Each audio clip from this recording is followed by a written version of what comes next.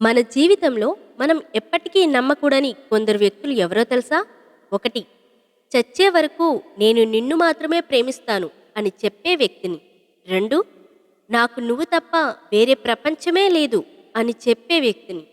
మూడు, నన్ను నమ్ము, నేను నిన్ను ఎప్పటికీ వదిలిపెట్టను అని చెప్పే వ్యక్తిని.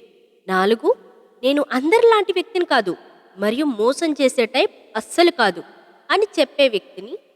ఐదు, నువ్వు లేకపోతే నేను చస్తాను అని చెప్పే వ్యక్తిని. ఆరు, నీకోసం నేను ఏదైనా చేస్తాను అని మాటల్లో చెప్పే వ్యక్తిని.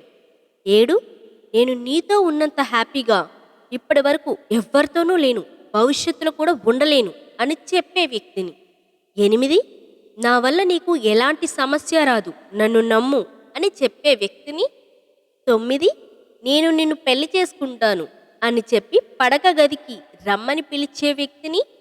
10, నాకు ఎలాంటి చెడ్డ ఆలోచన లేదు, కేవలం నాకు నీ స్నేహం లేదా నీ ప్రేమ మాత్రమే కావాలి అని చెప్పే వ్యక్తిని.